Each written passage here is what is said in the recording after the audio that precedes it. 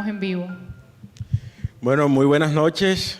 Le damos la bienvenida a nuestro público presencial y virtual. Este jueves 24 de febrero que estamos iniciando una nueva transmisión de Café Filó, la primera transmisión de este año 2022, donde Café Filó se renueva, viene con unas nuevas dinámicas, viene actualizado con contenido joven y contenido local de lo que se está produciendo a nivel de ciencias humanas, de filosofía, de historia en Barranquilla y desde la academia en el Departamento del Atlántico. Luz Dari. Bueno, agradecerles a todos por su asistencia presencial y virtual. Como lo dijo Yair, estamos muy emocionados y bastante contentos de tenerlos aquí hoy de manera presencial, ya retomando como de costumbre el café todos los jueves al final de cada mes en la Alianza Francesa. Hoy contamos con dos invitados, ambos son egresados de la Universidad del Atlántico. El primer invitado que tenemos es Edwin Ramírez, es egresado del programa de Historia y estudiante del programa de Sociología, adscrito al semillero de Historia Cultural y Memoria del programa de Historia de la Universidad del Atlántico. En el día de hoy, Edwin va a estar haciendo su ponencia sobre anarquismo, prensa y difusión en Barranquilla. Y también contamos con la presencia de Emanuel Colser, es filósofo de la Universidad del Atlántico y estudiante de Derecho de la misma universidad. Ha estado participando en semilleros de investigación, en eventos académicos a nivel internacional, nacional y local. También ha publicado en revistas institucionales. Se ha interesado por temas relacionados con la filosofía, lógica, hermenéutica, educación y medio ambiente. En el día de hoy, Emanuel estará haciendo su ponencia sobre lógica y lenguaje en Wittgenstein. Bueno, y les cuento que... Sí se está escuchando ahorita. Bueno, les cuento que ustedes se preguntarán que qué hacen dos invitados acá. Café Filó normalmente tiene una dinámica donde una persona hace una exposición de su investigación o de los postulados del autor que esté trabajando y luego hay una tertulia. Desde este mes de febrero, en este año 2022, les repito, Café Filó llega con una nueva dinámica y normalmente en el mes de febrero y en el mes de agosto esperamos, o al menos una vez al semestre, vamos a estar con este nuevo formato que se llama ¿Qué está pasando en la Universidad del Atlántico? Y en ese indagar de lo que está pasando, de lo que está produciendo el programa de filosofía, de sociología, de historia, justamente tenemos a nuestros dos invitados que en esta noche nos van a estar acompañando con estas dos temáticas sobre la prensa y difusión en Barranquilla y lógica y lenguaje desde el pensamiento de Wittgenstein. Vamos a estar con la palabra como eje central de la discusión, dos temáticas diferentes, una más desde la lógica, otra más desde la filosofía de la cultura, pero repito, vamos a estar dialogando, conversando sobre cómo la palabra o cómo las palabras pueden ser eje central de esta discusión. Entonces, bueno, yo creo que Luz, te doy la palabra a ti justamente para que le des la bienvenida a nuestro invitado. A propósito de la palabra, una nueva iniciativa que tenemos aquí en el café también es preguntarle a los invitados cuál ha sido su proceso de investigación en las presentaciones que nos van a contar hoy. Entonces, comenzando por la misma pregunta para los dos. Primero responde Emanuel, luego Edwin o como prefieran. ¿Cómo fue el proceso de investigación para esta ponencia que nos van a presentar el día de hoy? Bueno, muchas gracias. Aprovecho la ocasión para agradecerles por la invitación. De verdad que es una gran oportunidad, principalmente a nosotros que comenzamos nuestra carrera profesional, de que podamos participar en este tipo de espacios para divulgar el pensamiento acerca de lo que construimos a partir de las investigaciones de los temas en los que nos interesamos. Para efectos de esta presentación, digamos, el proceso de investigación del tema que hoy pues traigo a este evento, parte de lo que realicé para titularme como filósofo Es un tema de investigación que se originó en la asignatura de Filosofía del Lenguaje, por allá en el 2018, ya va para 4 años. A partir de ahí entonces inicié el proceso normal que todo estudiante recorre. Proceso que comienza por diseño de la propuesta de investigación, se le presenta al asesor, se construye el anteproyecto y luego finalmente la tesis de grado. El proyecto lo terminé en julio y lo sustenté en octubre del año pasado. Entonces fue como mi proceso para llegar hasta ahora. Gracias, Emanuel. Y Edwin, entonces nos comenta también cómo llegaste a esas reflexiones o a esos escritos sobre difusión y prensa en Barranquilla. Sí, buenas noches. Dar las gracias también por la invitación a este espacio. Como decía mi compañero, más que presentar un ejercicio académico, es también establecer un ejercicio de divulgación, también para ejecutar un diálogo horizontal con el público asistente, sea presencial o virtual, y pues deliberar en las ideas también. Pero sobre la parte metodológica es también interesante en este formato que nos están presentando mencionar algunos portentos o dificultades que tuvimos en la etapa de investigación, de recopilación de información, y luego concatenar todo eso recogido para poder plasmarlo ya en la parte del cuerpo.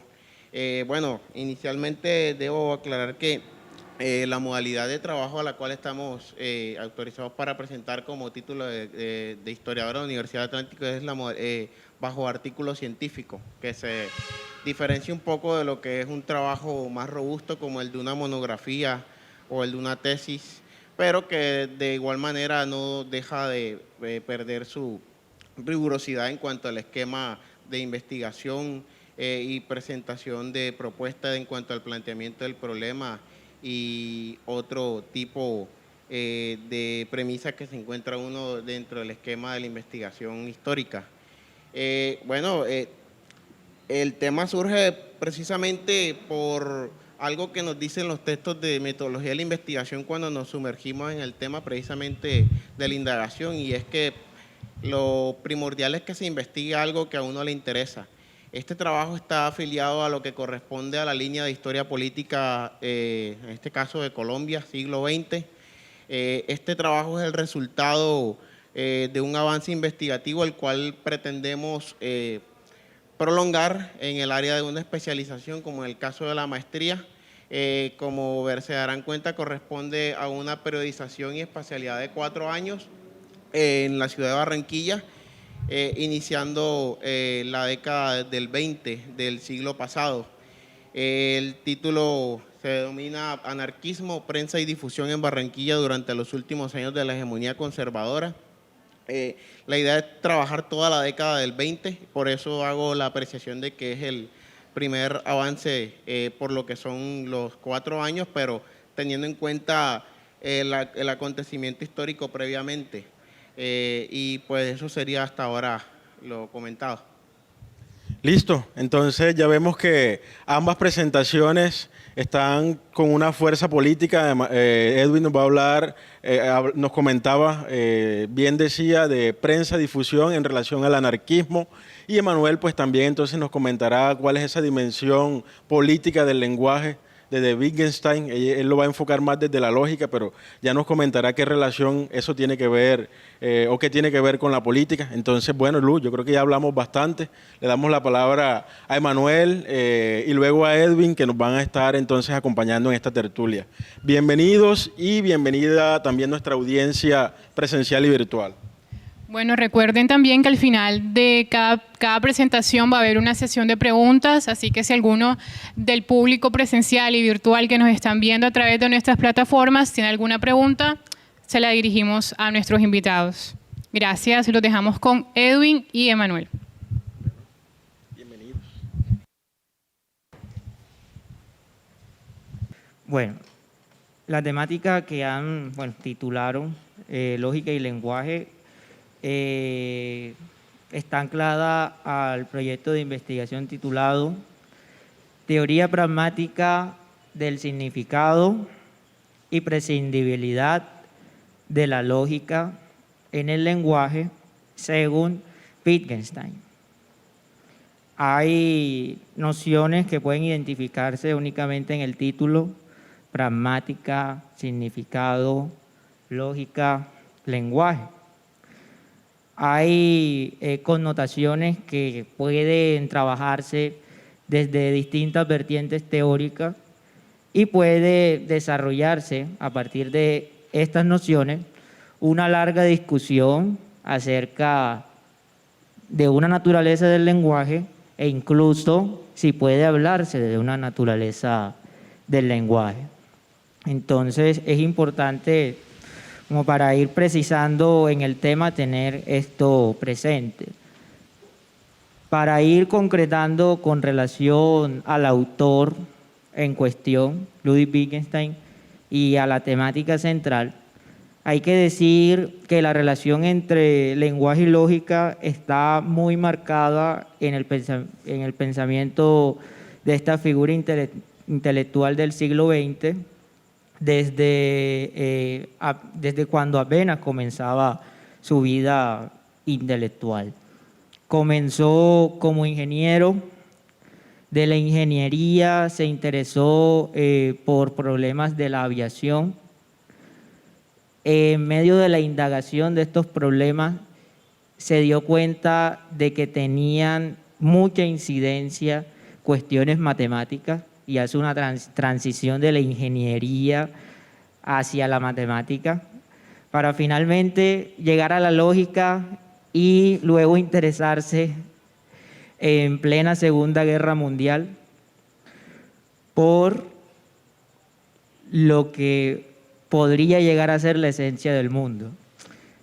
Siempre pues que pensamos en un quehacer filosófico, en un quehacer reflexivo, nos imaginamos desde la comodidad de nuestro hogar o desde un espacio tranquilo donde podamos concentrarnos, donde haya el suficiente silencio, donde puedan fluir libremente las ideas.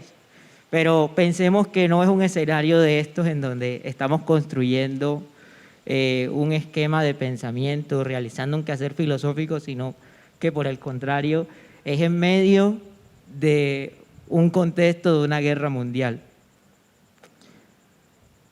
Cuando pensamos pues esta situación, pueden surgir preguntas de cómo hace un pensador de esta magnitud para escribir lo que significó uno de los avances más importantes, relevantes de la historia de la filosofía en relación con la filosofía analítica, lo que posteriormente se llamó el Círculo de Viena. ¿Cómo hace un ser humano corriente de carne y hueso para escribir una obra que incida tanto en el pensamiento humano en medio de una guerra mundial? ¿Cómo es posible que pueda incluso este pensador plantearse de que si no hubiese sido por su participación en este conflicto bélico, jamás hubiese podido alcanzar el impacto que logró con el desarrollo de su obra? Son unas cuestiones anecdóticas que sacando lo interesante de la obra filosófica del autor ya por sí llama la atención. Volvamos al tema del lenguaje. ¿Por qué pensarnos en lo que es el lenguaje? Pienso que deberíamos pensarnos en lo que es el lenguaje por la relación de este con el conocimiento, con la comunicación y con la interpretación misma. Depende mucho de la concepción que desarrollemos del lenguaje en la manera en cómo entendamos el conocimiento. Y en el contexto de un filósofo como es Ludwig Wittgenstein, esclarecer la concepción del lenguaje era fundamental para la resolución de los problemas filosóficos. Yo he desarrollado una interpretación del autor posicionando una concepción del lenguaje vinculada a la práctica humana. De manera que me he encargado mucho de trabajar el asunto de qué tan prescindible puede ser la lógica para el conocimiento del significado de una palabra. Nos pensaremos por qué habría que hablar de significado si nos referimos al lenguaje. Y es por una cuestión bastante sencilla, y es que no podemos pensarnos la manifestación de algo como lenguaje sin vincularlo con el significado. Pensemos en que ¿será que puede ser algo lenguaje mientras a su vez es ciego para el significado? Cuando analizamos estas preguntas nos vemos que el significado es una noción que va intrínsecamente vinculada con el lenguaje. Pero a todas estas, ¿cómo podríamos definir el lenguaje? Lo podríamos definir de muchas maneras, dependiendo la vertiente teórica que asumamos. Dependiendo si lo hacemos desde una ciencia del lenguaje como la lingüística, o incluso si lo hacemos desde una de sus tantas ramas. Una de estas ramas que se relaciona con el trabajo que yo he realizado sobre el lenguaje es la pragmática. La pragmática es una rama de la lingüística que se encarga de estudiar el lenguaje a partir de su uso dentro de contextos prácticos y reales. Ya no va a ser un estudio del lenguaje que se encargue de estudiarlo a partir de estructuras lógicas, sin considerar el contexto en el que éste se manifiesta, sino que va a ser un estudio del lenguaje estudiando, además de los signos lingüísticos, aquellos elementos extralingüísticos que pueden intervenir dentro de un contexto situacional donde haya una interacción, donde haya un intercambio de ideas y donde se pueda decir que hay una plena manifestación del lenguaje porque hay actividades significativas.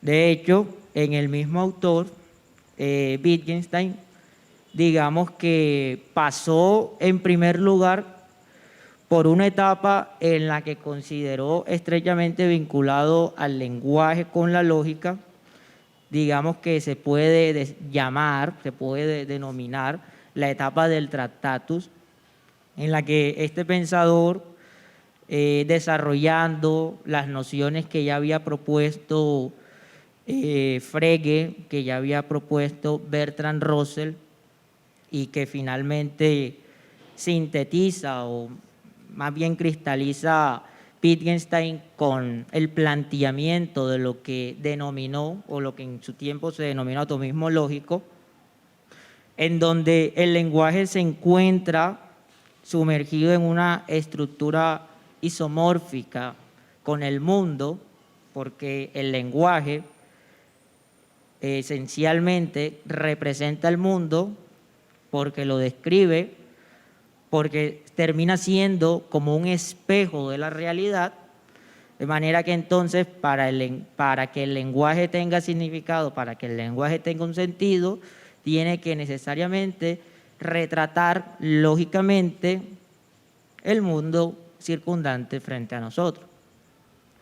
Solamente en esta apreciación hay connotaciones a detallar. ¿Qué se entiende por mundo? ¿Qué se entiende por lenguaje? ¿Y cómo es esa relación? El mundo se va a diferenciar de la realidad principalmente, digamos, en la posición ontológica que asume el autor y diría de que esta no se transforma a pesar de que la concepción del lenguaje sí tiene una transición a partir de la etapa del Tractatus y los pensamientos posteriores a esta obra, se puede decir que la posición ontológica del autor no varía en cuanto a la distinción de realidad y mundo. Digo esto porque siempre que, se habla del Tractatus en Wittgenstein, llegan objeciones y a decir, ¿por qué estudiar algo que meramente pertenece a la historia de las ideas, algo que queda en el pasado, si el mismo autor incluso después replantea la producción de obras como investigaciones filosóficas, cuaderno azul y marrón, observaciones filosóficas? ¿Por qué remitirse a estas ideas del Tractatus? Bueno, se responde a esto porque hay una transición en ciertos aspectos del pensamiento, pero hay muchas cosas que en efecto el autor mantiene. Evidencia de esto es la posición ontológica que asume entre la distinción entre mundo y realidad. Asume que el mundo es representado por el lenguaje en cuanto que el mundo es la totalidad de los estados de cosas posibles y el lenguaje va a ser la totalidad de las proposiciones. Y entonces va a proponer que el mundo se divide en estados de cosas, el lenguaje se divide en proposiciones y que estos estados de cosas pueden ser compuestos, las proposiciones también pueden ser compuestas y los estados de cosas pueden ser moleculares y las proposiciones pueden ser simples. El punto central del asunto es que para el autor va a ser muy importante distinguir entre mundo y realidad, porque a pesar de que el mundo es lo que acaece frente a nuestro medio circundante, la realidad, por el contrario, va a ser la totalidad de los estados de cosas posibles. Es decir, que el lenguaje va a tener sentido alguno mientras sea capaz de figurar un punto de la realidad, no un punto del mundo. ¿Por qué es importante esto? Para entender la diferencia entre Wittgenstein y Bertrand Russell. Básicamente, mientras Bertrand Russell acuñaba al sentido del lenguaje con que indubitablemente se asumiera la existencia de un ente referido dentro de una proposición para que a efectos de que se pudiera decir que ésta tiene sentido, en Wittgenstein no. En Wittgenstein va a haber una distinción entre lo que es un hecho positivo y un hecho negativo. El hecho positivo va a ser cuando la proposición realmente se refiera a un estado de cosas que efectivamente acontece, y por su parte el estado de cosas negativo va a ser todo lo contrario. Va a ser aquella figuración, pues, de una proposición frente a un estado de cosas lógicamente posible, pero que no acaece en el mundo. Aclarando esta distinción entre mundo y realidad en el autor, se entiende perfectamente lo que desarrolla en el Tractatus y que denominó tabla de verdad. ¿Qué va a plantear pues el autor siguiendo esta posición ontológica? Que en la proposición hay dos extremos y que el sentido se encuentra en el medio de estos dos polos opuestos. Estos dos polos van a ser cuando una proposición presente que todos los estados de cosas posibles son negativos, y cuando presente el caso opuesto de que todos los estados de cosas son verdaderos. Cuando sea este último, estaremos hablando de una tautología, y cuando sea lo contrario, estaremos hablando de una contradicción. Mientras que cuando hablemos de este punto intermedio, nos estaremos refiriendo a la contingencia, a hechos contingentes, hechos que pueden ser o pueden no ser. Esto es muy importante para entender algo tan básico de que cuando hacemos uso del lenguaje, no necesariamente nos estamos refiriendo a la verdad. Podemos también referirnos a cosas que no han pasado. Podemos señalar hechos que realmente son inexistentes.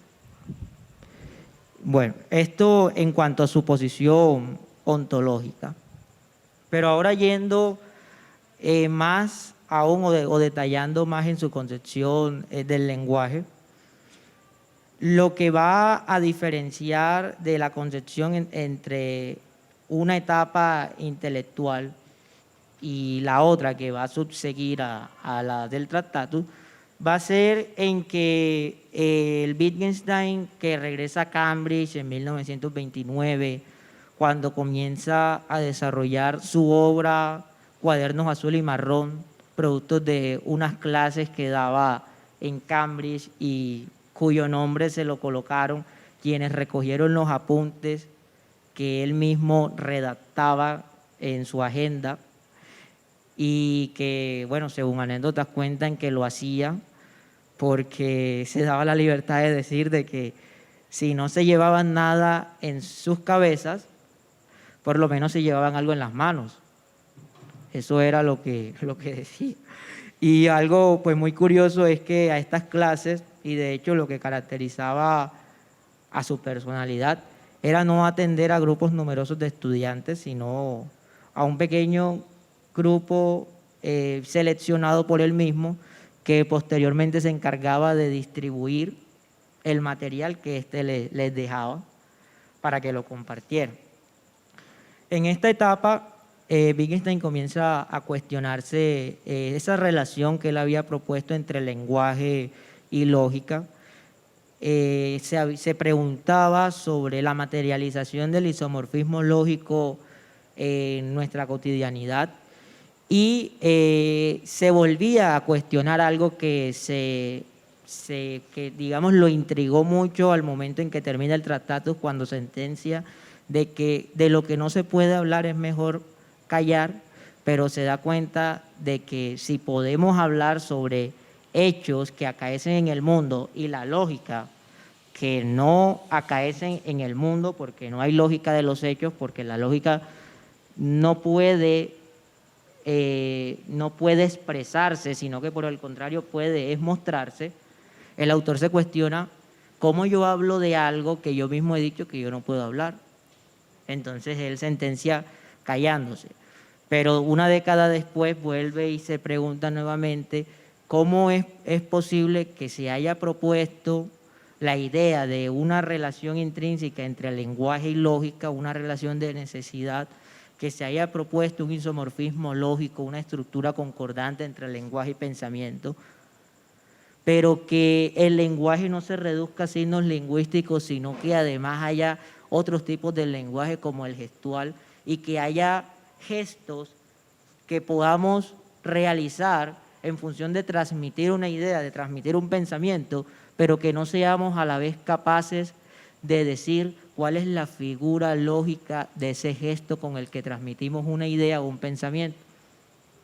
El autor ahí, pues entonces va a cuestionarse y va a decir de que el campo del lenguaje formal va a ser muy distinto al campo del lenguaje cotidiano.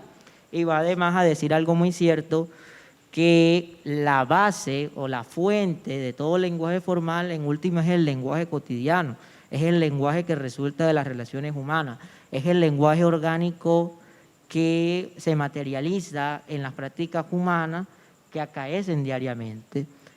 Y eso es lo que va a llevar entonces que el autor proponga en el desarrollo de su pensamiento nociones como juego de lenguaje, ansia de generalidad, formas de vida, y va a ser muy importante en su pensamiento, en este momento, ya después del Tractatus, la noción de seguir una regla. Hay más nociones, pero considero que hasta el momento en que he estudiado sobre el autor son las de mayor relevancia. El autor, cuando cuestiona lo que anteriormente mencioné sobre la relación entre lógica y lenguaje, lo que va a identificar es algo que a mi parecer es magnífico, y es que va a derrumbar el cimiento sobre el cual se sostiene la filosofía tradicional del lenguaje, e incluso en el Tractatus mismo, y es la idea de pensar que el lenguaje está esencialmente constituido por nombres y que todo lo que pertenece al lenguaje, síntesis, es un sustantivo. Lo que va a plantear el autor es que sostener sostener este tipo de afirmación es problemático, porque pensar que todas las palabras son nombres, que todas las palabras son sustantivos, lleva a la confusión de confundir al significado con el portador de este nombre. Aquí es cuando entonces va a mencionar que el significado de una palabra no tiene que buscarse ni en una imagen mental, no tiene que buscarse ni en una idea general, no tiene que buscarse ni en algo que coexista paralelamente al signo, sino que tiene que buscarse en la misma práctica humana. Y aquí entonces es cuando plantea la relación entre lenguaje y acción a partir de lo que desarrolló como noción de juego del lenguaje. Va a decir que a diferencia de cómo se sostuvo tradicionalmente, que el lenguaje esencialmente describía el mundo, va a decir de que el lenguaje, además de describir el mundo, también tiene otra función. Tiene, por ejemplo, una función dubitativa, tiene una función desiderativa, tiene una función exclamativa, materializaciones del lenguaje que no tienen como finalidad la representación o la descripción de algo. Y va a hacer la analogía del lenguaje con juego, porque así como hay juegos que son prácticas humanas que denominamos con la palabra juego, pero que incluso a veces no tienen semejanzas, como el juego de mesa, o sea, un juego de ajedrez, un juego de dominó, con un juego de baloncesto, con un juego de fútbol, con un juego de rugby, pero que a pesar de eso lo llamamos juego. Así es el lenguaje. Va a decir de que el lenguaje carece de un factor esencial, de un factor común que lo asocie con otras cosas que también podrían llamarse lenguaje, pero va a contar con aires de familiaridad, aires de familia, donde se pueden encontrar semejanzas, similitudes, y a partir de esto se pueden realizar comparaciones entre uno y otro. Estas nociones de juegos del lenguaje, esto es crucial en la filosofía, digamos, después de que regresa Cambridge, y es base fundamental del pensamiento que Wittgenstein construye. En relación de esto con la pragmática, si bien como mencioné, la pragmática es el lenguaje en uso, lo que va a, digamos, a llevarnos a relacionar estas nociones con la pragmática es lo que se podría denominar como un proceso de adiestramiento. El lenguaje tiene como elemento vital al significado, porque sin significado no podríamos hablar de lenguaje. Tenemos además de que el uso del lenguaje no es uniforme, sino que hay diversas modalidades y que estas modalidades se expresan en el lenguaje como a manera de juego, porque el lenguaje es como una ciudad que se va renovando y que a la vez van quedando edificios viejos que se van derrumbando y van surgiendo nuevas edificaciones, a partir pues de las mismas interacciones sociales. Digamos que crucialmente la relación entonces entre pragmática y lenguaje reside en este proceso de adiestramiento y se va a diferenciar de lo que el mismo autor denominará una sublimación de la lógica en el lenguaje, porque en los contextos de la cotidianidad no se recurre a la lógica para conocer el significado de un signo, sino que basta con revisar el uso que se haga del signo estudiado y posteriormente adiestrarse en medio de este uso. Adiestramiento que va a ser similar a cómo se adquiere el aprendizaje de otras destrezas.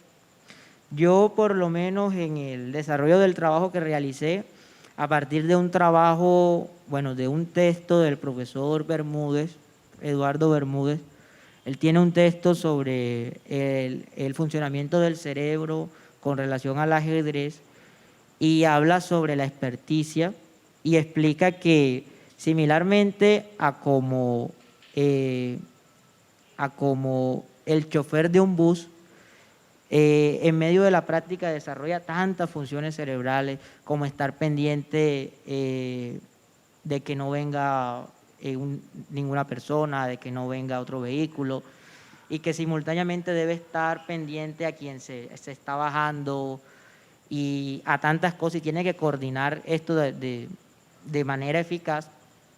Similarmente pasa con un jugador de baloncesto que tiene que realizar una serie de movimientos para llegar de un aro hasta el otro, como puede ser driblar un balón sin incurrir en faltas que conlleven a darle el balón al otro equipo, el drible o incluso el doble ritmo, que son movimientos que no se pueden mecanizar, sino que tienen que hacerse de una manera espontánea, fluida. Lo mismo con el ejemplo del chofer de bus, similarmente a como pasa en el ajedrez. El profesor, como un ajedrecista muy destacado que es, se da el lujo de estudiar estos fenómenos a partir de su propia experiencia e identifica que los ajedrecistas profesionales no pueden desarrollar buenas jugadas si se detienen a estar mecanizando los movimientos que realizan, sino que esto, a partir de la práctica, del adiestramiento que han adquirido, es algo que procede automáticamente. Similarmente con el lenguaje. La adquisición del significado de una palabra no es algo que estemos mecanizando, es algo que estemos como razonando, sino que es algo que por mero adiestramiento aparece inmediatamente como una respuesta estimulativa cuando hacemos uso de una palabra, que es lo que el autor llamaría adiestrarse a seguir una regla. Hay algo pues que a mí me llama mucho la atención, que está en el libro sobre la certeza del autor, y toma pues un fragmento de Goethe, el poeta alemán, toma un fragmento de Goethe en donde digamos que yo lo interpreto de esta manera. La frase busca decir de que en el inicio fue la acción, y yo lo interpreto de esta manera. Él propone esa frase diciendo de que en el inicio fue la acción, contrario a la frase célebremente conocida que dice en el inicio fue el logo, y eso entra en contradicción con la filosofía, con la concepción tradicional de la filosofía e incluso con los cimientos de los orígenes cristianos. En el inicio fue el logos, y el logos es, según la tradición cristiana, Dios, pero aquí este poeta alemán propone que en el inicio fue la acción, y el autor entonces lo retoma.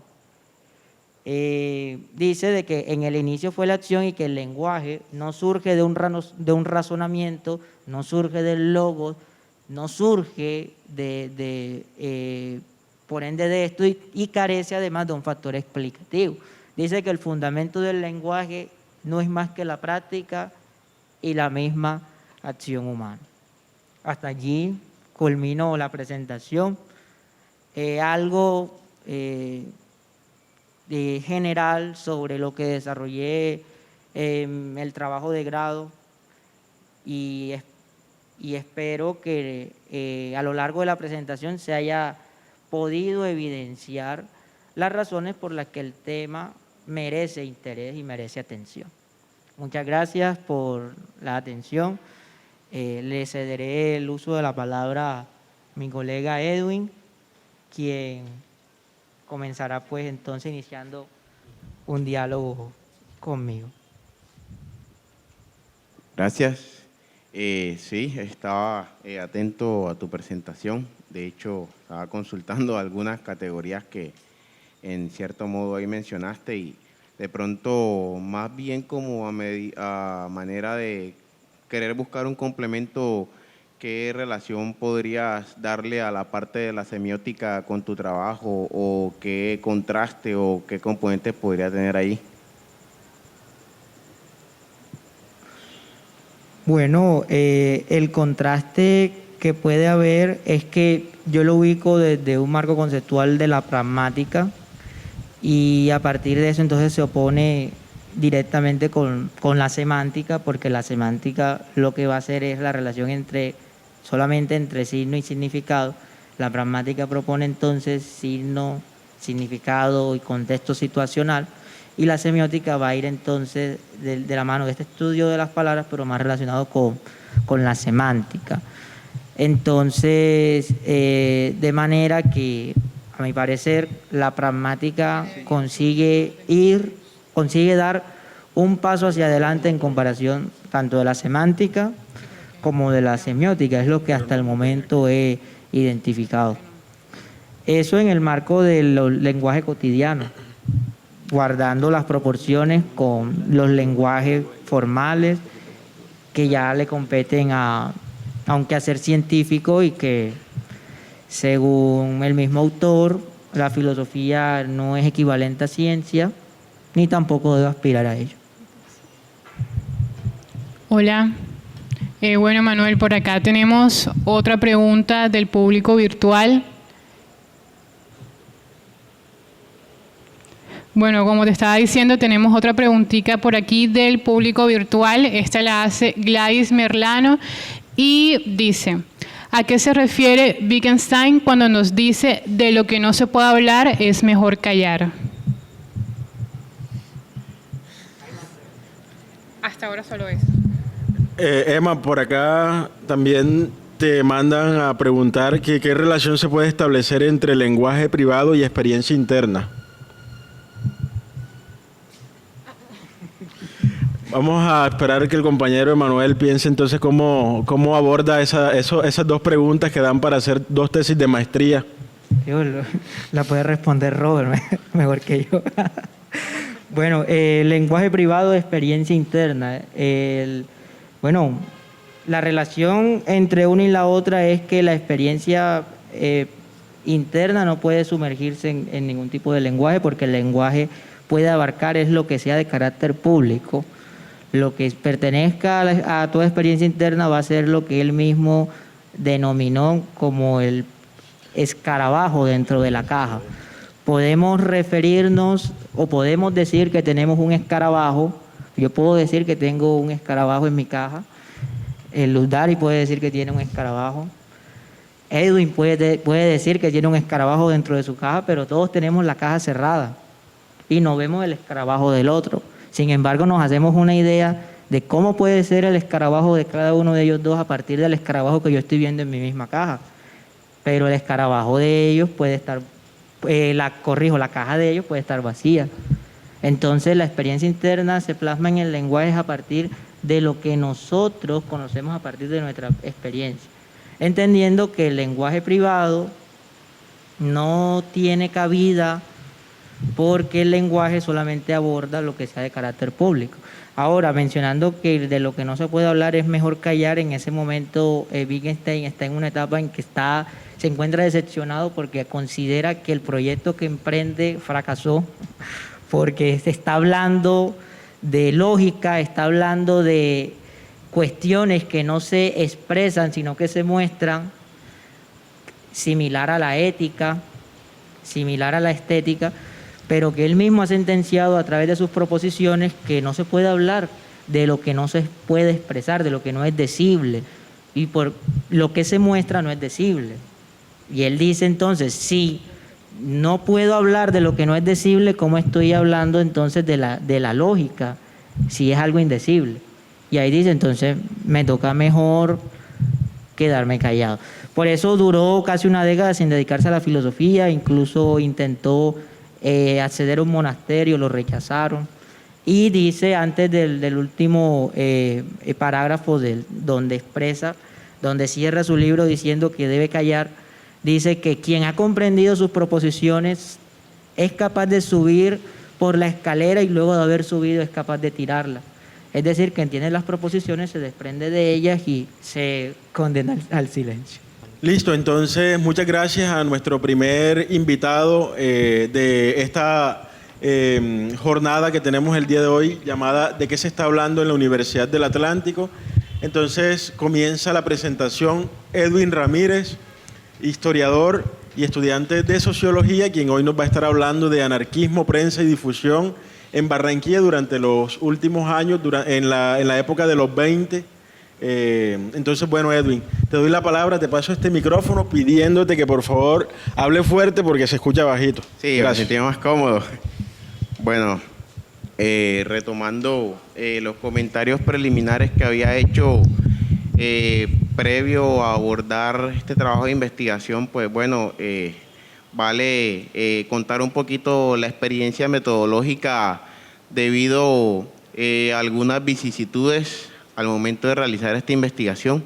Tal como se pudieron dar cuenta, en este caso al que me corresponde a mí en comparación al trabajo de Manuel, el tema de la investigación acorde a las diversas disciplinas varía, lógicamente del plano metodológico, y pues me hace pertinente hacer unos comentarios para poder entender cómo es el tema de la investigación histórica a través de sus fuentes.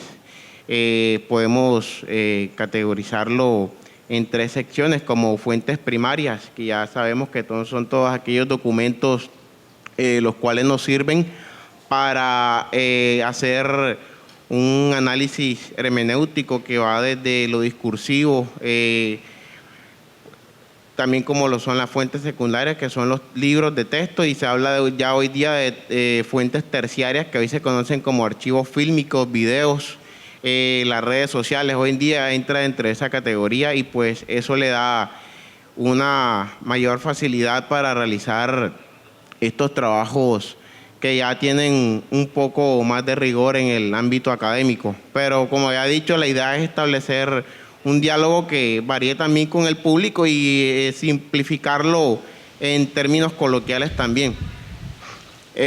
La justificación de este trabajo se hace precisamente porque implícitamente hay una invisibilización dentro de lo que tiene que ver hacia la corriente anarquista en el mundo del movimiento obrero. Es decir, para el caso de Colombia, hay una vasta narrativa comunista que ha hecho sus memorias, de las cuales hay un trabajo en específico de tantos, entre los que menciono al historiador Ignacio Torres Giraldo, que era el hombre que hacía las memorias del Partido Comunista en aquella época, de la década del 20, en el 30, al lado de María Cano y otros personajes. Y en cierto modo había una invisibilización hacia lo que sucedía con el acontecer ácrata de aquella época, que vino de la Jidad de ultramar con el tema de la migración a raíz de la Primera Guerra Mundial. Cabe mencionar que a raíz de estos primeros obreros que vinieron de Europa, a raíz de la Gran Guerra, hicieron sus primeras organizaciones por medio de panfletos, fanzines y todo ese tipo de material que algunos se encargaron de recopilar y de dejar en los archivos de diferentes partes del mundo para que quedaran para la posteridad en la investigación histórica. En este caso logramos rescatar algunas fuentes del Museo de Ámsterdam, donde se encuentra parte de algunos archivos sobre el movimiento barranquillero. En este caso, un periódico ácrata que se llamó Vía Libre, que es muy conocido, pero también vamos a hablar de otras experiencias que pasaron por el movimiento obrero barranquillero, del cual vamos a empezar a deliberar un poco. Hablamos pues un poco de la justificación. Había dicho que era sobre el tema de la invisibilización, aparte de una hegemonía en la narrativa socialista del Partido Socialista de los Trabajadores de la época.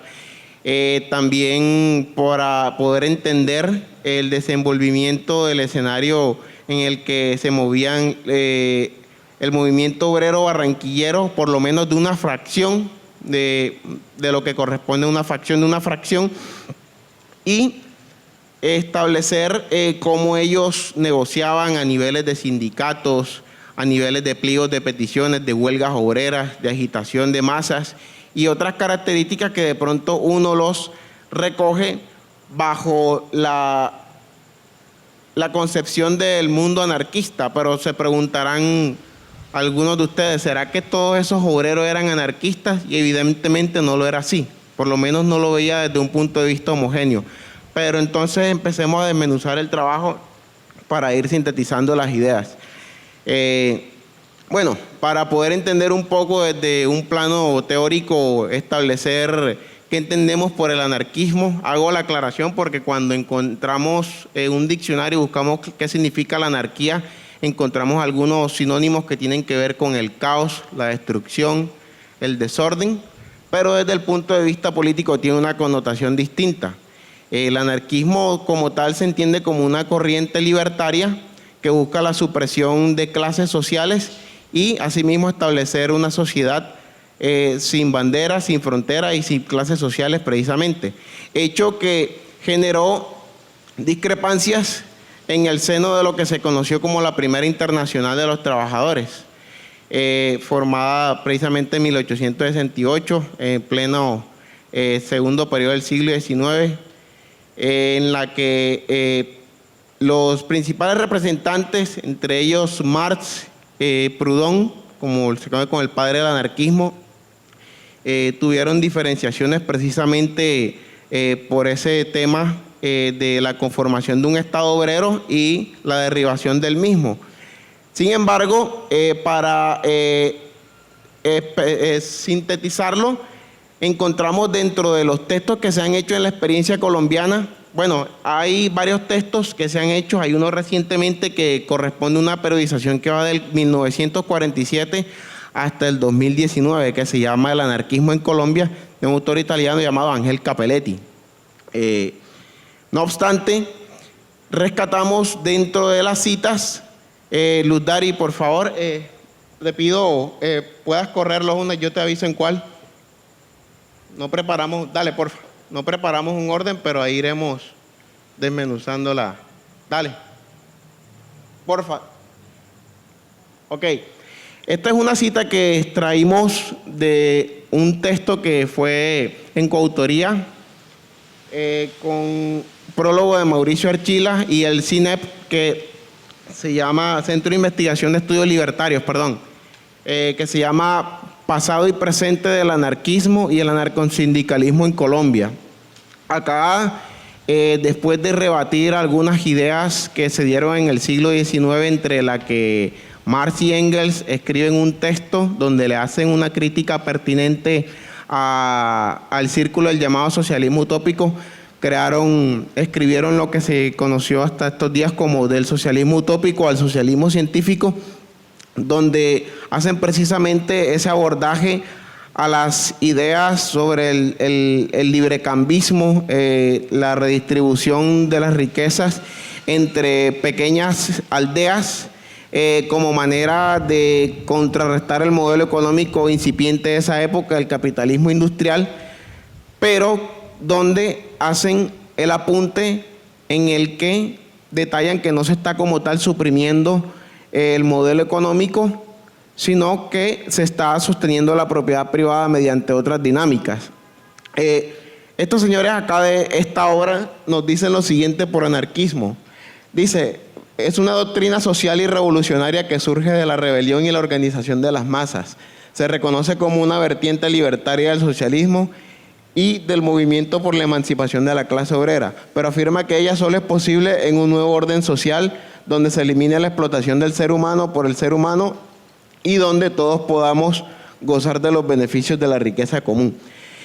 Ya entrado el siglo XX surgen nuevos debates a partir de nuevos teóricos que retoman viejas premisas del marxismo y lógicamente de la corriente anarquista. Surge un señor llamado Enrico Malatesta, que retoma aquella vieja premisa marxista que dice dar a cada cual según su capacidad y según su necesidad, pero contrastándolo con el legado bacuniano, donde hablaba del tema del anarcocolectivismo, que era la toma de las herramientas de trabajo y hacer de ella apropiación como tal y aprender la experiencia mediante la práctica, y retomando las experiencias de los falasterios y de los talleres artesanales del siglo XIX, que era el legado de Fourier, bueno, ahora no recuerdo el otro autor. San Simon y Owen. Entonces, entonces tenemos este breve esquema teórico para poder adentrarnos al plano de la experiencia nacional. Devuélvete un poco, Lutari, por favor. Hay un apartado que dice contexto, por favor. Bien, ahora sí ejerciendo ya la experiencia del oficio, hablamos de los inicios del siglo XX en Colombia.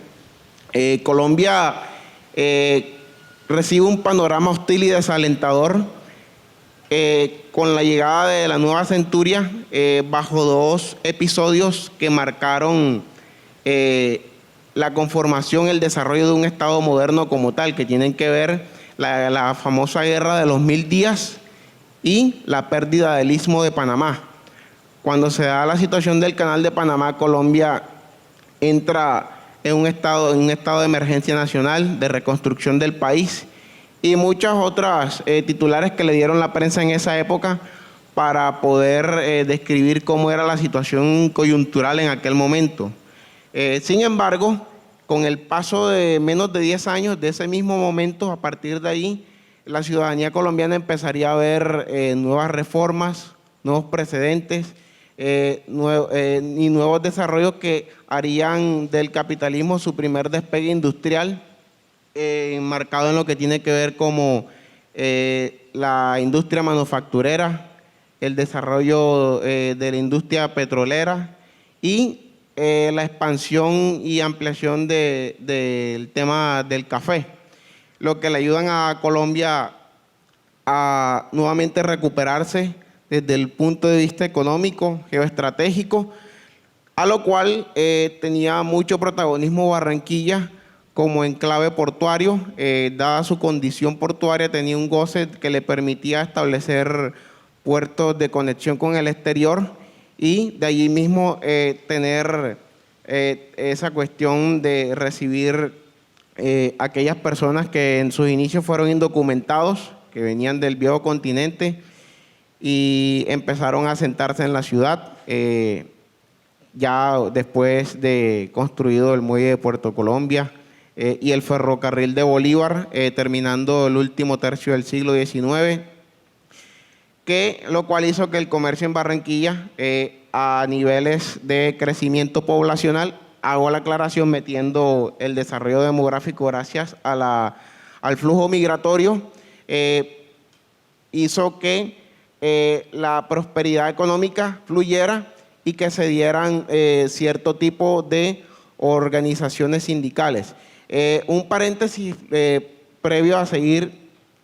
Dentro del manejo de fuentes que le dimos a este trabajo, debemos mencionar que se configuró el tema de la interdisciplinariedad. Por ejemplo, dentro de las fuentes primarias que consultamos estaba un libro que me tocó consultar para poder entender el tema de la legalización de los sindicatos desde el Ministerio de Protección Laboral, el año de 1914, bajo un documento que es el famoso Diario Oficial del Estado, que es un libro donde se emiten todos los decretos, leyes ejecutadas, y es un libro de carácter público. Ya hoy día lo pueden ustedes consultar desde la web, solamente buscándolo bajo su nombre, el Diario Oficial del Estado, y buscar las leyes bajo las palabras clave que usted crea como se llame, y encontrar dicho decreto o dicho ley o proyecto de ley. En fin, retomando el tema, para Barranquilla entonces teníamos eso, viene el año de 1905, se da el desprendimiento de la gobernación del Atlántico con lo que tiene que ver con Cartagena y se ejerce su primer mandato bajo la figura de Diego Antonio de Castro, que fue el primer gobernador que tuvo el departamento del Atlántico. Y ubicándonos espacial y temporalmente ya empieza a tomar mandato también Ricardo Fálquez, quien fue uno de los primeros alcaldes que tuvo Barranquilla para la época en la que estudiamos esta investigación, en esta periodización. Ok. Hay que decir también que dentro del marco de la hegemonía conservadora, la dirigencia local contaba con unos ilustres parlamentarios que hicieron de Barranquilla famosa también precisamente, según nos lo cuenta las fuentes consultadas, que fueron los diarios de la época, llámese Diario El Comercio, Diario La Prensa, Periódico El Siglo. Nos decían que habían dos figuras que eran las más relevantes, pero bueno, eso lo tocaremos en el siguiente apartado que tiene que ver con el capítulo de prensa. Aquí vemos la figura de uno de los primeros inmigrantes anarquistas que llegaron a Barranquilla. Se trata del ciudadano peruano Nicolás Gutarra, quien procede, según algunas investigaciones de Venezuela, directo hasta Barranquilla y empieza a ejercer su actividad sindical dentro de las líneas políticas que hemos mencionado anteriormente y empieza a organizar, valga la redundancia, una organización llamada la Liga de los Inquilinos. Sobre este trabajo ya hay un colega historiador que hizo una radiografía de los componentes de su organización, de cómo estaban ellos constituidos política y legalmente. No obstante, Gutarra, al empezar a ejercer su actividad sindical como político, empezó a tener muchos adeptos que se fueron reuniendo y que hay que decirlo, ya metiéndonos en el apartado del capítulo de prensa, empezó a tener mucha visibilidad por parte de los diarios de la época, paradójicamente siendo diarios de corte liberal, otros de corte conservador, que eran las vertientes de la época, los apoyaban a ambos porque veían el tema del desarrollo urbano, de lo que la noción de progreso que ellos tendían en esa época, hicieron pues que los diarios les brindaran un espacio en sus, eso tiene un nombre, en sus tabloides, para que ellos pudieran poner, por ejemplo, alguna actividad de corte protestante. Por ejemplo, hay un caso que me llamó mucho la atención, que fue cuando se dio la construcción de Bocas de Ceniza. Estaba bajo la empresa llamada Ulen, donde ya se denunciaban casos de explotación laboral, de retardo en el pago de las quincenas o de los pagos semanales, porque era también dinamizado el pago dependiendo del tipo de obra.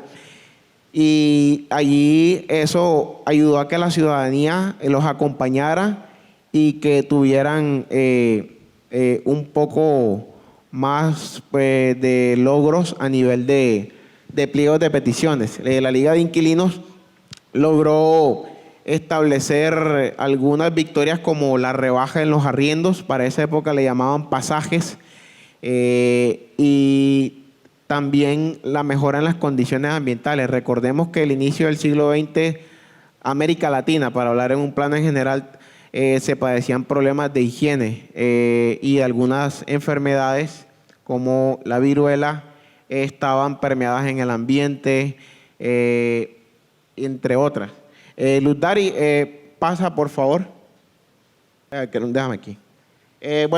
Para de pronto no perder el hilo y decirlo ahora, los planteamientos del problema, bueno, aunque parecen que fueran un montón, en realidad es una pregunta de la cual se empiezan a desprender unas variantes ahí.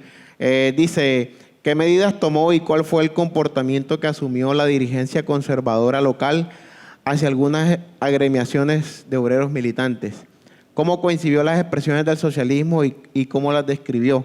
La lectura de los principales diarios, las organizaciones obreras y, por último, que es el último apartado, ¿cuáles fueron las preocupaciones de los anarquistas que se percibieron mediante su órgano de difusión y hacia qué cuestiones dirigían sus escritos? Este es un apartado que me parece muy interesante, dado la época en la que se vino desarrollando la militancia política, tanto de la Liga de Inquilinos como el periódico Vía Libre, del que vamos a hablar.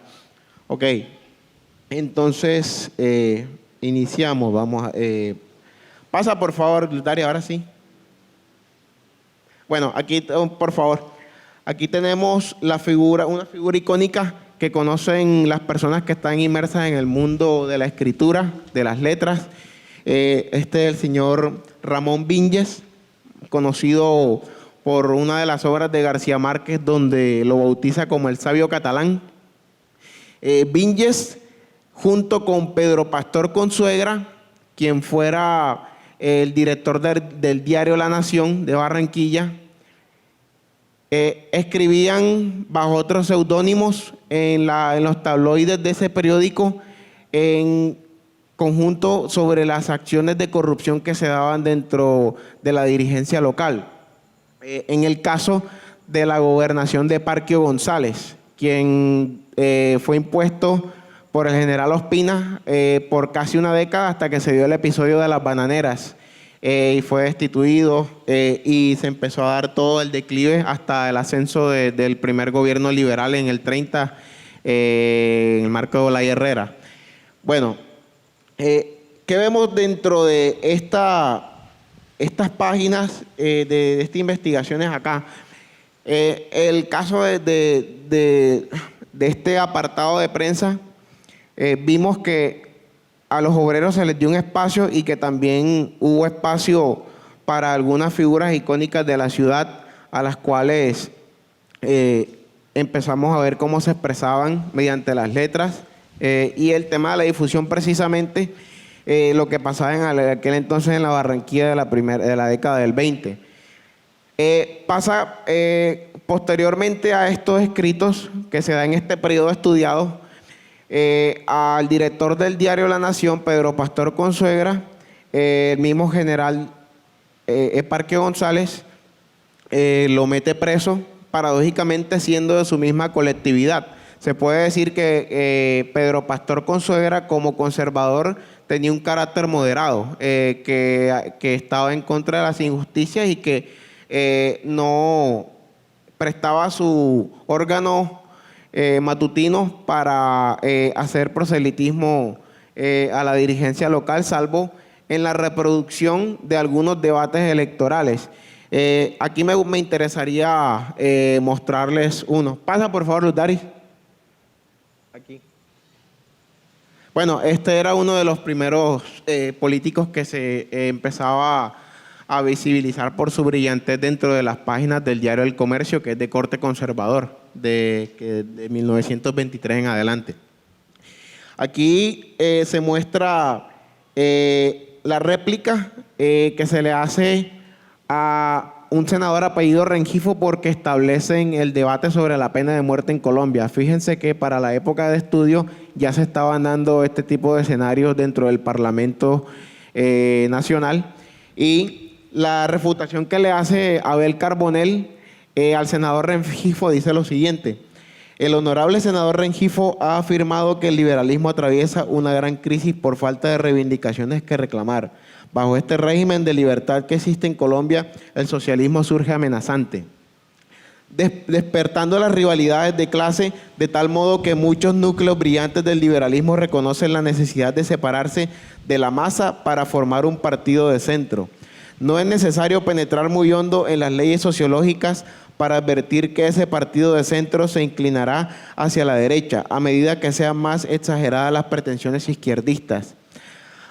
Hasta el abismo religioso que hoy parece insalvable acabará por cegarse, porque toda objetividad que resiste a la anarquía tiene que mirar en la Iglesia al más poderoso de sus afines para prevenir el bolcheviquismo, en no resucitar los viejos motivos de divergencia con los liberales de la derecha, a fin de que puedan ser nuestros aliados en la defensa de los principios básicos del liberalismo, por reforzar el frente de resistencia a la avalancha revolucionaria. Este es un apartado que se trae en las páginas del diario El Comercio bajo el título Tercer discurso de Abel Carbonell sobre la pena de muerte, replicando al senador Rengifo y al senador Valencia, con fecha de noviembre 10 de 1925.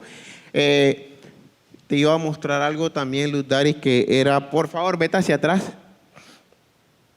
Ok, era para salir del primer apartado de Barranquilla. Dale a las primeras, porfa. Déjame aquí. Para terminar de hablar del caso de Barranquilla, porque se me estaba olvidando, otra de las fuentes consultadas fue el Boletín Municipal de Estadística, que es la intersección a nivel local que refleja las cifras que establece el DANE a nivel nacional. Aquí vemos el crecimiento demográfico de Barranquilla que se da desde a partir de 1918, que fue el año del primer censo en Colombia, donde teníamos una población de 4.555 personas, hasta 1925, que fue el último censo registrado, donde tenemos un total de 139.974 personas, algo así como el 87.99%, sacando cálculos matemáticos acá, en cuanto al crecimiento. Desafortunadamente, no hubo un registro de censo de inmigrantes, pero mediante la prensa consultada, lastimosamente no registré la fuente en la diapositiva para no hacerlo tedioso, pero quienes quieran consultarlo les puedo facilitar el material al finalizar la ponencia. Pese a que no hay un registro de ciudadanos inmigrantes, mediante la prensa nos dice más adelante unas pistas que hallamos dentro de esas pesquisas, donde podemos establecer más o menos cuánto era el número de inmigrantes que se habían asentado en la ciudad. Pero bueno, primero vamos a responder el planteamiento del problema que socializamos anteriormente bajo lo siguiente. Después de haberle mostrado la cita del senador Abel Carbonell, semanas posteriores a la publicación de ese artículo donde le hacen la réplica de su intervención al proyecto de ley sobre la pena de muerte, eso fue, les había dicho que era noviembre 10 de 1925, ¿cierto? Como a las 2 semanas se emite una orden de allanamiento a la casa del señor Nicolás Gutarra.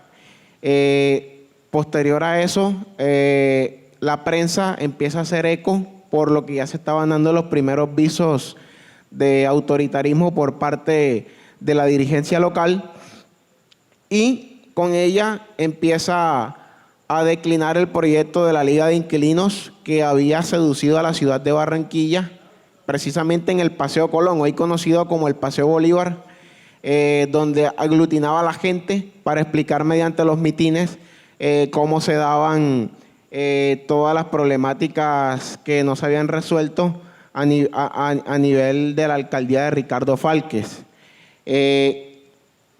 Luego de eso, el general Diego Ospina emite un telegrama para Eparquio González como gobernador, dándole las gracias por las órdenes dadas de arresto hacia el ciudadano Gutarra y hacia algunos otros miembros que conformaron la liga. Y allí se empieza a desvanecer el proyecto de la Liga de Inquilinos y se queda inconcluso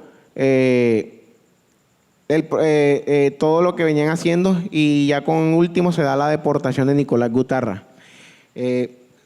Luz Dari, porfa, ya para ir finalizando, vete a lo último. Bueno, déjame aquí, porfa. Ah, no, mentira, puedes ir bajando. Qué pena. Dale. Aquí.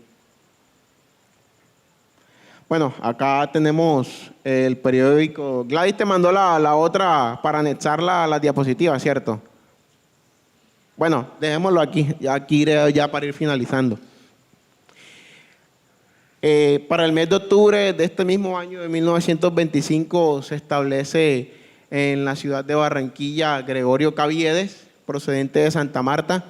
En Colombia, antes de la experiencia de Nicolás Gutarra, habían pisado suelo barranquillero otros pensadores ácratas que paradójicamente, al estar aquí, no hicieron actividad política, sino desde el punto de vista de su oficio, como el caso de Eliseo Reclus, más conocido, ese famoso geógrafo que ha hecho trabajos a nivel mundial, trabajos de campo, estuvo en la Sierra Nevada de Santa Marta, hizo un trabajo importante sobre la misma, y se estableció en Barranquilla, al igual que otros escritores como José María Vargas Vila, que también lo hizo con fines académicos, vino, dictó en lo que hoy se conoce como el Teatro Reds, no recuerdo el nombre, dio unas charlas, unos talleres de escritura, de lectura. Ya estableciendo en octubre del 25, Gregorio Caviedes funda el periódico Vía Libre, que era de orientación anarcosindicalista abiertamente, en la cual vamos entonces a desmenuzar cómo era el acontecer mediante las páginas y su lucha política. Acá en la primera portada vemos un editorial que se lo dedica sobre el concepto de anarquía. Lastimosamente no se puede ver muy bien, pero tiene que ver un poco con lo que ya había recientemente dicho desde la parte teórica. Luego de este encabezado, sigue la siguiente página, donde habla de las federaciones obreras. Y es muy interesante esto porque empiezan a contrarrestar algunas empresas de correos de Barranquilla, donde tenían, digamos que era un privilegio para quienes podían utilizar sus servicios para mandar cartas, correos. Entonces, mediante la conformación de esas federaciones obreras, lo que hacían es que dentro de su organización se podían enviar cartas a cualquier parte del mundo y podían establecer comunicación entre otras filiales de movimientos obreros por el estilo. ¿Tienes ya la otra? Gladys te la envió. Vale, yo te espero. Bueno, mientras Luzdaris la pone, dentro de sus páginas también hace una crítica a lo que es el reclutamiento militar. El contraste de lo que dicen estas páginas sobre el tema del reclutamiento obligatorio para prestarle servicio, precisamente consultamos las páginas del periódico El Comercio y tenían eso como política de Estado. El reclutamiento ya tenía décadas en Colombia. Esas son cosas que uno se puede dar mediante la investigación histórica al consultar la prensa de otros años.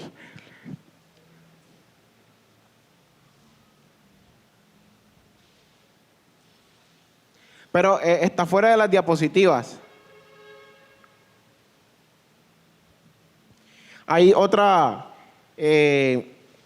dentro de eso hacen un llamado, dentro de las primeras huelgas que hace el periódico Vía Libre, hacen un llamado hacia lo que ellos llamaban los trabajadores de las artes blancas, que eran la parte del sector hotelero, de la parte de los bares, restaurantes, servicios generales, a conformar un sindicato. Y esto mantiene lo que fue la primera conformación de sindicatos de otra índole que de pronto no se desprende del sector obrero y del trabajador en general, pero que de pronto no tenía esas particularidades como la de los trabajadores del sector hotelero.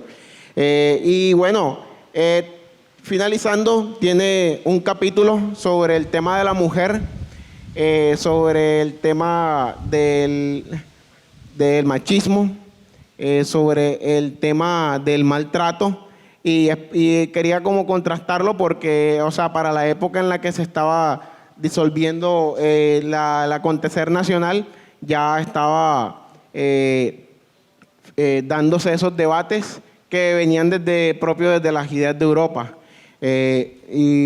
Bueno, aquí está. Y el último, así para finalizar, este es como que un apartado que le hace al tema de la juventud barranquillera. Lastimosamente, bueno, no puede lograr verse, pero son como más de dos páginas, donde por ejemplo dice acá, el hombre debe estimarse a sí mismo. Si no se estima, difícilmente llegará a escribir el valor de su personalidad. Dejará de ser un individuo por voluntad propia para ser convertido en un instrumento de la voluntad ajena. Acá nos hace el llamamiento a los jóvenes de aquella época que estaban de pronto en otros menesteres a adherirse a todo el planteamiento que ellos hacían, que ya venían con la experiencia de Europa y pues se establecen a nivel acá de ciudad. Y bueno, aquí termina esta investigación, pero con la aclaración que había hecho al inicio, donde se daba por sentado que era el resultado de un primer momento de la investigación para prolongarlo nuevamente más adelante. Dentro de las conclusiones de este trabajo, pues debemos decir que el anarquismo como corriente política no se sistematizó dentro de una estructura política en Colombia hasta muchos años después, que tienen que ver con la historia del tiempo presente, que es en estos tiempos que los vemos desde otra perspectiva, desde el ámbito contracultural. Hay movimientos de cabezas rapadas que han hecho organizaciones a nivel nacional, movimientos contraculturales que no se inmiscuyen en la vida política desde lo electoral, sino desde lo que ellos llaman el trabajo popular y de masas. Y pues en esa época se quedó como en el aire y quedaban como de manera aislada por personajes, pero no por organizaciones como tales. Sería eso. Muchas gracias.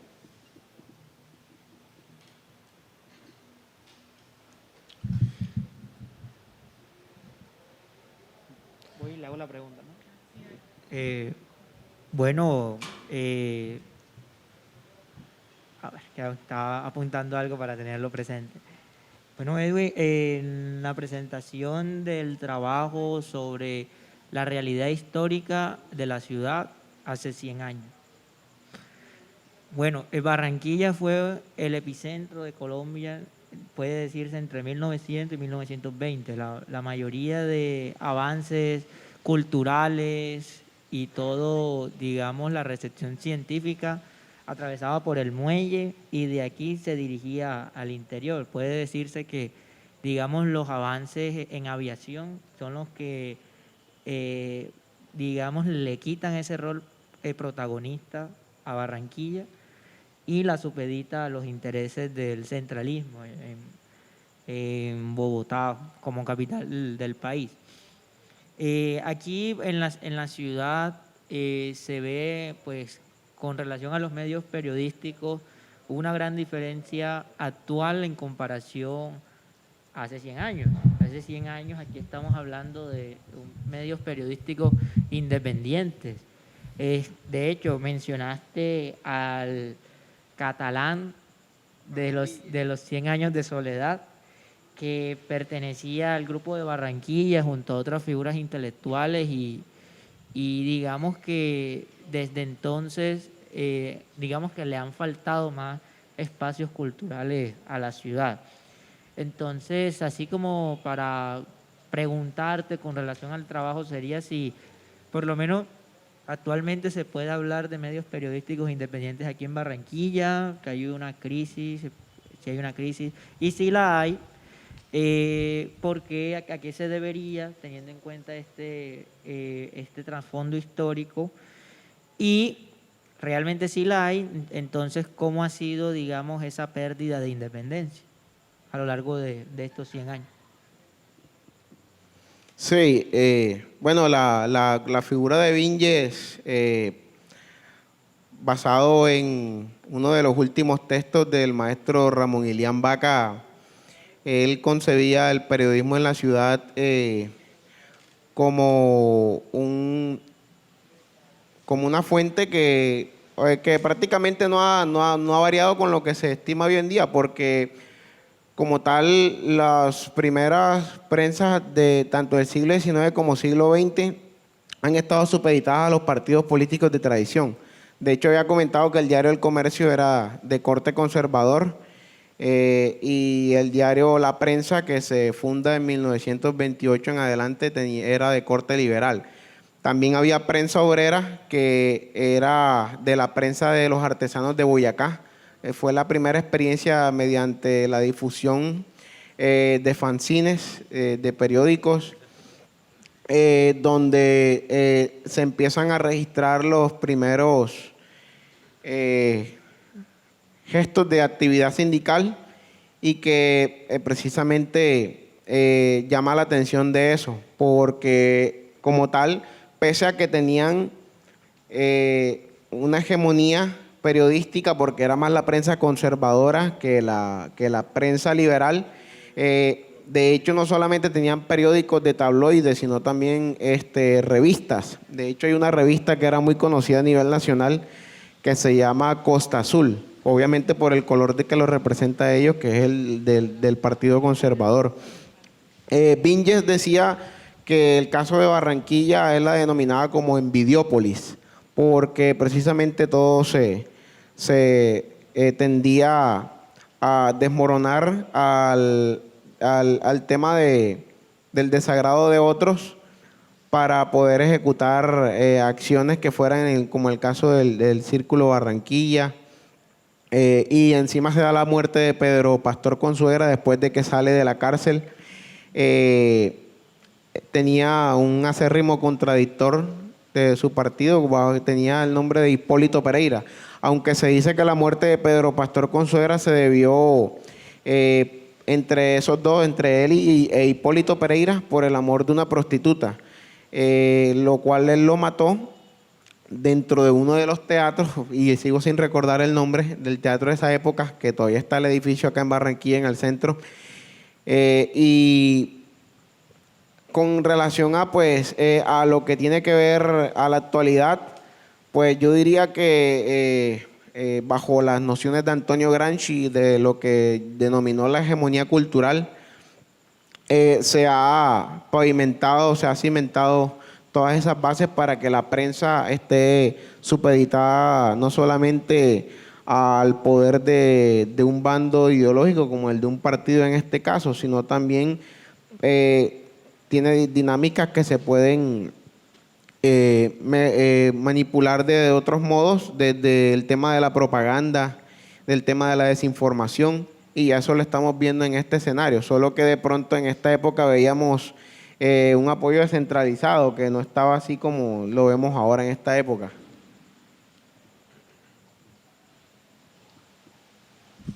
Listo, Edwin, muchas gracias por tu intervención.